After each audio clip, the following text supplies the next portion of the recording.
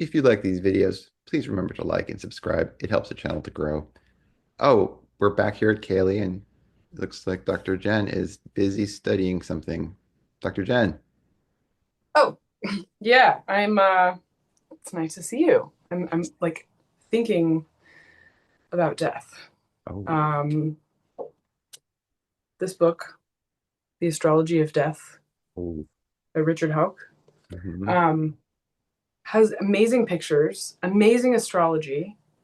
This author is so controversial. He couldn't even get a publisher to take this book on, so he put it out himself. Wow. And you see gems like karmic death links, tertiary progressed angles. It's like a mix of some Vedic material, sidereal zodiac usage, together with some things that you'd expect from LOL astrology. Oh, sorry, length of life astrology. Mhm. So there's like this very technical treatment of death charts and how to like look for your own health crises if you're not actually going to die. But it's a one of those books where no matter where you are in your astrology journey, it'll make your astrology better. So I look in it often just to kind of sharpen my pencil, Mhm. but it has really beautiful graphics. Wow, that's cool. Interspersed, as you can see, like there's this cover that's got those types of things that you love to share on the socials. Here's another one of the moon. Like this is us basically. Just oh yeah, That's there you go, great. hanging out. But one of the things I love the most about this, that whenever I'm teaching tertiary progressions, I always come back to this book because while Robert Blaschke treats it in his book on progressions, together with minor progressions, tertiary progressions, secondary progressions, the way that Houck incorporates tertiary progressions into looking at crises in someone's life, medical life, just really inspired me. So just sharpening my pencil today. Wow, that's super cool. Yeah, and I know death is a really touchy subject. So it sounds like you're saying even if you're not going to talk about this with clients, you can still learn from it.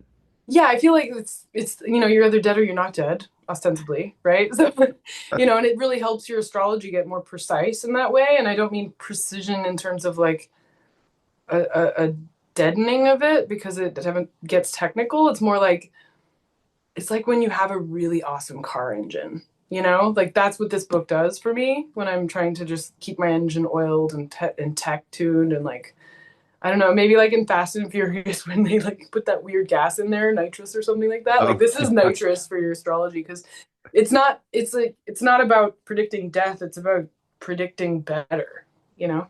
Mhm. Yeah, and But I mean, and yeah. taking care of yourself or other people, I suppose, and looking out for some risks. Yeah, yeah. Or just anything that will happen if you want to predict Right. anything, you know. But death would be like I think death comes like ultimate prediction, and then behind that would be like pregnancy because you're either pregnant or you're not. It's like there's Right. no gray zone there. No. These are not threshold things. They're sort of a yes or no in a That's way, and there's everything else that have there's shades of gray. But you're either dead or pregnant. right. Right. Well, I want to share something with you. We have NORWAC coming up next month in lovely Washington State. And one of the things I like to dig up are some really obscure articles about Yeah. earlier astrological conferences. So I think this is probably from the late 60s or early 70s.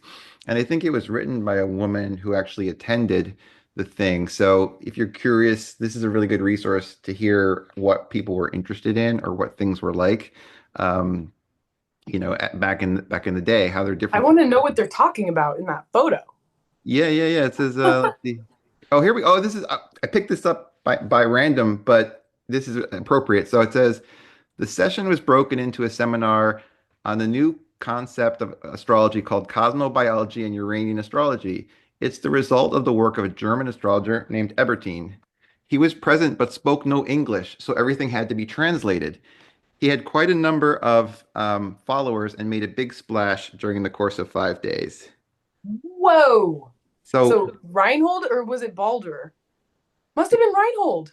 I think it's probably Reinhold, but it didn't It's doesn't so. really say here. I'm sitting in the room where the Reinhold Ebertin German books are, like right Nice. behind me. Yeah. So have you seen this article before? Did you know the No, what is it? What is it from? it's from like a New Orleans college newspaper, I think. I can find the Wow, actual thing. Um, that is so cool. it says the heavy at the session that evening was Marc Edmund Jones, who lectured on Arabian parts and the moon's nodes. He cleverly aimed his entertainment to the housewife majority and was given a standing ovation by about 500. The essence of his talk seemed to be, believe me when I tell you that the parts and notes have value. How much value you'll find in my book, which will be published in a month or so. So, a Mm, little bit of marketing. hmm. The housewife majority. Yeah. Yeah. Yeah, so I mean that was a demographic in 20th century astrology for the longest time, but now since the dawn of cyber astrology, I'm wondering how that's shifted, because I know that at Norwalk there's a whole contingent of people who are not married at all and Yep. not housewifing, right? Yeah, the dynamic has certainly changed quite a bit. Um, just a couple of things here. It says this some of the sessions you could attend, which are quite relevant even today. Astronomy for astrologers, progressions, keywords, vocational, delineation, rectification, chart calculation, house cups, cusp correction, solar astrology, lunar mansions, transits, and eclipse paths. So this is 50 years ago, and Lunar it's mansions. pretty similar to some of the stuff. If you saw that for Norwalk, you'd be like, yeah, that's pretty much what they're going to talk about. Yeah. Yeah, even something like lunar mansions coming back. Yeah. So just a Excuse little me, not coming back, being ever present. being more appreciated, maybe. Yeah. No, I mean, there's this I just keep finding this myth of the traditional revival when it's like, wait, Mark Edmund Jones is talking about lots or Yep. Arabic parts, right? Like we have lunar mansions in the same page, cosmobiology on the same page. I know that's a modern thing, but these are together, right? The most hyper modern together with the more traditional approaches. Like what's older than lunar mansions? Yeah. Well, we just looked at that Decans thing from the 20s, you know. Yeah. I mean, I think there's a book in there to be written about like, yes, of course, some things have been discovered and revived, but a lot of this stuff was kind of in sleeper mode. It was still Mhm. around. It wasn't totally out of the blue. Sleeper mode astrology. Yeah. I just love how the excitement is transmitted through this picture. Like, oh my God, I just learned about whatever. Like, this person is so excited. I love that. Like, isn't that how you feel? Like, you're like, oh, I'm gearing up for the next Norwalk or UAC, and like, you're like, I know I'm going to feel this way. I'm going to sit Yeah, here for and sure. just giggle with my friends. There's going to be a lot of giggling coming up next month. Right? All right, So good. Jen. All right. Well, I got to get back to sharpening this old pencil. All right. Good luck. All right. Catch you next time.